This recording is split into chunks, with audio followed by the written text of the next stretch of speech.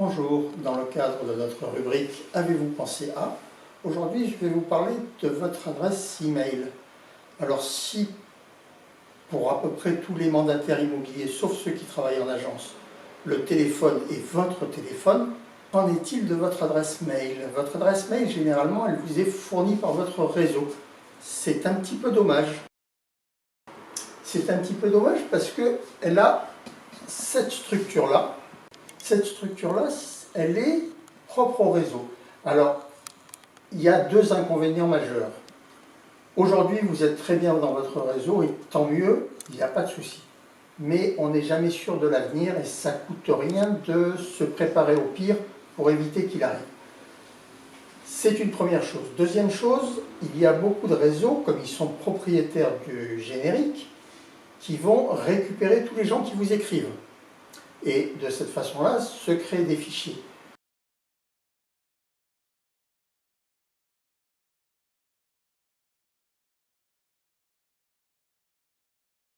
Il existe une solution simple, gratuite, c'est de créer un email qui aurait cette structure. Alors là, on a pris Gmail, mais on pourrait prendre n'importe quel fournisseur d'accès gratuit.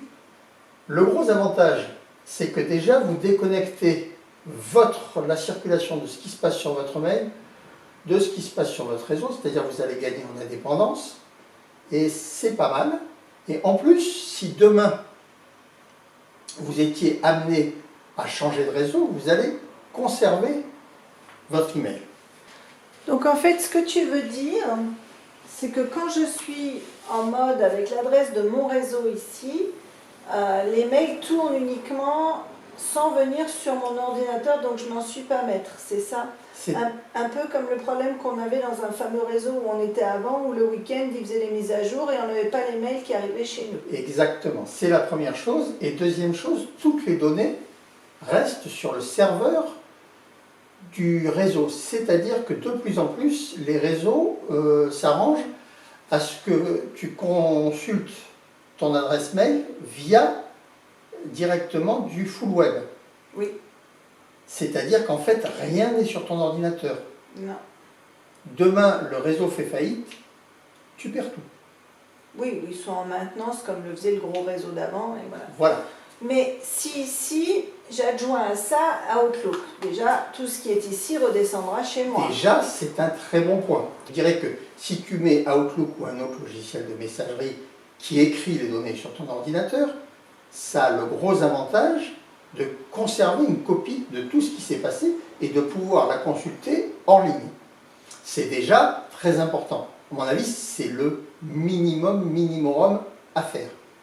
Maintenant, la deuxième étape telle qu'elle est dessinée ici ne t'empêche pas non plus d'avoir un logiciel de messagerie, mais va te donner beaucoup plus d'indépendance. Or, par définition, nous sommes des indépendants, des chefs d'entreprise. Donc apprenons à maîtriser nos données, notre communication. Et la base de notre communication en tant que mandataire immobilier, c'est le mail et le téléphone.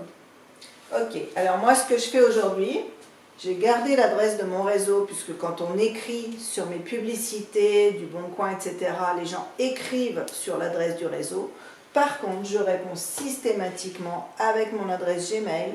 Et à partir du moment où j'ai eu ce premier contact par l'adresse de mon réseau, derrière, tout ce qui se passe reste à moi et exclusivement à moi, ce qui fait que toute la communication ne regarde que moi.